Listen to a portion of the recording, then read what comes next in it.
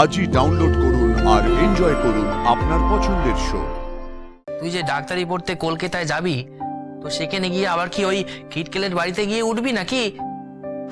আরে লাজু, তোর কাল ভারী দুঃখ হয়েছিল তাই না? কেন, কিসের দুঃখ? বারে, তুই ফেল মেরেছিস ভেবে আমি যখন মজা করছিলাম। তখন আর দুঃখ পাওয়া না পাওয়ার অবস্থায় ছিলাম নাকি? ফেল করেছি ভেবে মাথাটা খারাপ খারাপ লাগছিল। ইস, আমি কেমন বোকার মতো ভাবছিল। এই ভালো, তুই বেশি এগোবি নে, আমার আশেপাশেই থাকবি। আরে লাজু, তোর খুব দুঃখ হয় তাই না? এমন একটা হাওয়া বরের সঙ্গে তোর বিয়ে হয়েছে, যার মধ্যে গব্য করার মতো কিছু নেই। না আছে তার টাকা পয়সা, না আছে লেখাপড়া, না দেখতে শুনতে ভালো। এমন করে কেন বলছো? যে যেমন সে তেমন। সবাইকে যে লেখাপড়া করে বড় হতে হবে সে কে বললো?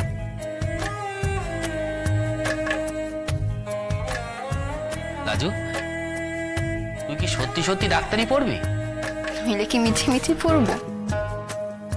এই, তোর ভয় করবে না? ভয়? কিসের ভয়?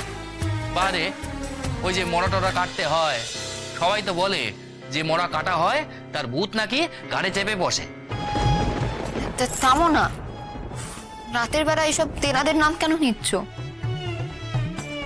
এত ডাক্তার হচ্ছে সবাই, সকলকে ভূতে ধরে নাকি?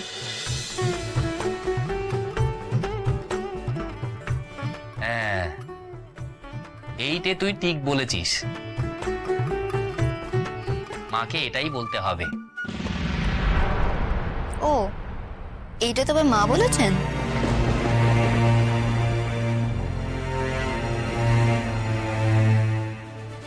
নে নে, আর রাত করিস না লাজু, শুয়ে পড়, শুয়ে পড়।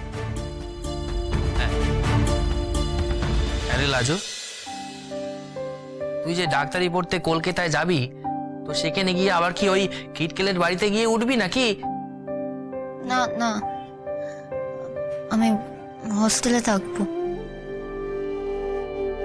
কলকাতায় অনেক মেয়ে হস্টেল আছে, যেখানে যারা পড়াশুনো করে, যারা চাকরি করে, তাদের জন্য ভালো থাকার ব্যবস্থা করে দেয়।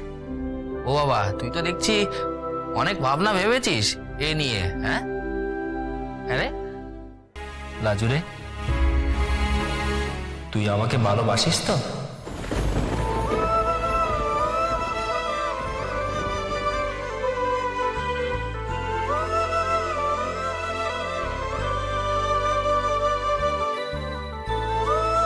বলবি নে?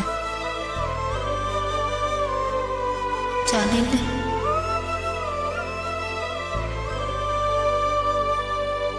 আমি কিন্তু জানি, আমি তোকে খুব ভালোবাসি লাজু।